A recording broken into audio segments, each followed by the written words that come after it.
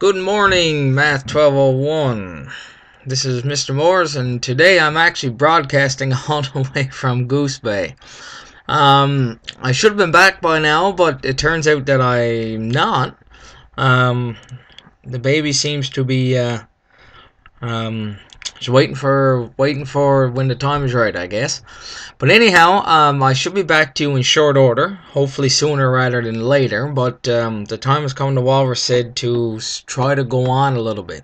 So here's what we got for this morning. What I'm going to do is I'm going to walk you through the beginning of Unit 2. No worries about Unit 1. What I'm going to do is when I get back, we will have an assignment and a test on Unit 1. All the while, we'll be try to keep on top of Unit 2. No worries. I'm sure you boys and girlies are doing well since I've been gone. I actually had not a visitor, but somebody actually came to look for me yesterday. One of your fellow classmates, Kaylee. I never seen her though. I didn't know she was there. So Kaylee, if you're there in class today, hi. Um, but anyhow, hopefully I'll be back to you guys and girls soon. But anyhow, let's get started with today's lesson. Now, here's what the way we're going to try to do this. I've got the notes written up here. You should be seeing the notes on the screen right in front of you for the last little bit. I want you to copy these down, just the same as if I was there. Then we're going to run through a little activity I found on the internet. Then what I want is you guys and girls to actually go and look over Unit 1 again. They're going to say, "Sir, how come we got to do it again?" Because Unit 1 is super duper important, and you're also going to be tested on it as soon as I get back. So anyhow, let's get started. Math 1201, Unit 2, Trigonometry. Now, you should have your books, papers, pen, pencils, everything ready. If not, you can always pause this video. I'm broadcasting you live from YouTube. Just figured out how to use this today. It's kind of neat, actually. Kind of easy to use, but anyhow. Today we're going to look at Unit 2, Trigonometry. In this unit, we will be exploring the idea of trigonometry, which basically refers to the study of triangles and their related properties. Now, not only are we going to be looking at triangles, it's a special case of a triangle. It is a right triangle. Now, later on next year, I think, we are going to be looking at, say, non-right triangles. But no worries, non-right triangles are just the same basically as right triangles, but a little bit more complicated, let's say, to work with than the right triangles. But we'll get through it. So anyhow, right triangles. You see triangles every day. Where do you see triangles every day? Okay, I'm going to shut up here now and let you guys and girls think. Long enough? Sure. Triangles, where do you see them? Think about what's over your head right now. It was a ceiling tile, sir. Yeah, I know. But more specifically saying the house, you have a roof. What kind of shape does the roof make? At the very top. Triangle. Now, if you cut it straight down through, you got a right triangle. Where else do we see triangles? Wheelchair ramps. You see the wheelchair ramp probably on... oh, goodness. Let me think. Okay, but the wheelchair ramp. Do I want to change the color scheme? Let's X that out. Alright. Say a wheelchair ramp. I don't know where there's one exactly there in Nain, but you can see them on, you see them, they make a triangle shape with the ground. Where else do you see triangles? You see them in, say, bridges. When you go to make a bridge and stuff, engineers use triangles. Why? Because they're the strongest shape. You would think a square is, right? No, a square is just the easiest one to make. But a triangle is actually the strongest. Anyway, there are many examples of triangles. We're going to learn how to work with these triangles, more specifically right triangles, and some of their properties. Oh, one very important place where right triangle trigonometry is used. What career? Does anyone know? Think about it. You build stuff. Aha, sure, somebody said it by now. It's a what? Carpenter. Good. They use right triangle trigonometry every day. So, this is one of the more relevant topics we're going to look at in our math this year. Very fun topic. A lot of neat ideas here. Okay, let's get started. Now, make sure you copy down everything that's here. That's why it's still up here on the screen. Right now, we're going to look at labeling our right triangles. Before we get into any of the heavy mathematics, we're going to look at the basics, all right? When we label our right triangles, we use particular labels. Now, what I mean by that is we use certain labels for the sides. What do we use? We use words like 1, opposite, 2, adjacent, and 3, hypotenuse. Okay, that keeps popping up. Fantastic. Brand new laptop, by the way. I went out and bought because my other one crashed. So we use 3 different words to label the sides. They are opposite, they are adjacent, and they are hypotenuse. Okay. Now we use these to describe the sides with respect to an angle within the right triangle. Okay. So not only is it enough to say have words for the sides, or little creatures we call them, we have got to label them according to some creature inside the triangle, which is one of our angles. Now, either one of these angles, we denote it by, which means we use a certain creature to stand for it, which is the Greek letter theta. Now, you're going to see it down here in brackets. Look, you're going to see it. I'm going to highlight it here. Now, you see that there in blue with the little creature coming up? I'm even going to bold it. Look, right here, theta. That's actually a big circle. It's like a 0 with a line through it, okay? And why do we use it? Because we always do. We've always had and we always will. So we use the Greek letter theta to denote the angle measure of any angle in the right triangle, besides the right angle itself, of course. Why? Because we already know that angle. It could be any of the 2 non-right angles in our right triangle. So now what we're going to do is we're going to look at labeling our right triangles. Oh, 3rd time's a charm. We're going to look at labeling our right triangles with respect to an angle theta inside of our triangle. Okay, so we're going to do that by looking at a little application here on the internet.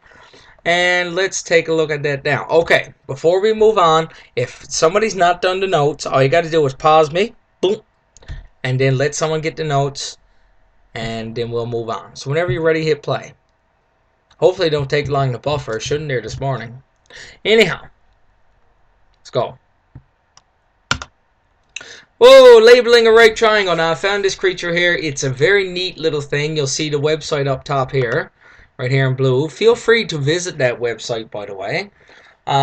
There's a lot of neat applications on the internet that can help you learn about this stuff, but this is just one, so let's take a look. Labeling a right triangle. Now, at this point in time, all eyes should be on the screen. You should be looking, and let's take a look.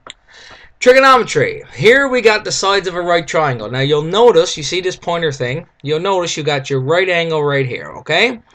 We know that the side opposite or straight across from the right angle is the... You should know, what is it? Hypotenuse. Always the hypotenuse. The hypotenuse is special. Why? Because it's the longest side in the right triangle, and it's always straight across from the 90 degrees. This little block means 90 degrees, by the way. The sides of a right triangle are labeled with respect to their angles. I just told you that. That is an important piece with respect to their angles, okay? Not this one. It could be this one up here, or this one down here in the bottom, okay? So it can be the top or the bottom. What do we use to denote it? Theta. See, I'm making the theta symbol here. I am not happy with my computer right now. Anyhow, we use theta to denote it. So, let's go on. Hypotenuse is the side opposite the right angle. It is the longest side. You see that glowing there in yellow? Ooh, spooky. See that right here and right here? No matter what we do with our triangle, we flipped it upside down, the hypotenuse doesn't change, okay? I always label my triangles that way. Hypotenuse first, and you're left with 2 other sides. Oh, what can they be?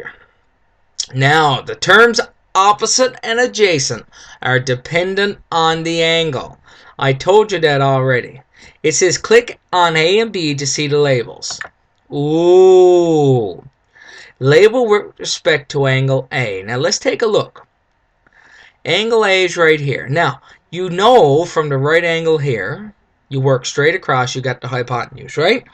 Easy peasy lemon squeezy. Should be no trouble right here. Straight across from the right angle, you got the hypotenuse. Now, I told you that there were going to be 3 labels. Hypotenuse, opposite, and adjacent. Right now, you got angle A. The side straight down from angle A is the opposite side. So the side directly opposite the angle, straight across from it, is the opposite side. Will it always be like that? Yes. Pretend you're still at angle A. Here's how I remember it. Stand at angle A. You just right here, pretend you're firing an arrow down across. Dink. You hit what side? The opposite side. Now, what side is left? Boom. Adjacent side, which means right next to the angle that you're working with.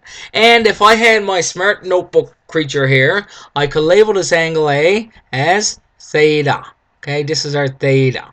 Now, easy enough. Let's look at labeling our triangle with respect to using angle B. Okay, so let's start with angle B. Boom. Now, you should notice the hypotenuse didn't change. Straight across from the right angle, always the same. But look what happened. Straight across from angle B. Let's start with angle B. Here's your theta right here. What side is straight across from angle B? Opposite or adjacent? Opposite, sir. Yes, it is. Why? Because it's directly opposite or straight across from angle B. That is great. I love technology. You?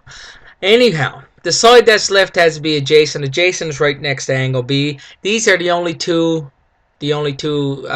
combinations you can have for a right triangle with labeling the sides. Just remember, opposite, adjacent, hypotenuse simply stands for where the sides are in the right triangle with respect to the angle given. Okay? So, now the relationship. Label with respect to angle R. Just look. Click here. Oh! Holy mac. Angle R. That side is what? Oh, let's go back. Okay. I done up there. Now, this is labeled with respect to angle R. So angle R is straight across right here. We start here. This is our theta. Go straight across, you got your what side. Opposite, pretty easy. Hypotenuse straight across from here. Adjacent is right here. Now, if you click T, let's label our triangle with respect to using angle T. This is our theta. Straight up is opposite. Straight across from the right angle is hypotenuse, and this is the adjacent side. Pretty easy stuff. Now, let's do a little activity. It says click on the side opposite angle R. So, we're looking for the opposite side to angle R. Which side is opposite? Straight across. Pretend you shoot an arrow. Boom. Good. This is the side opposite angle R. This stuff is pretty easy, ladies and gentlemen. Now, it says click on the side adjacent to angle M.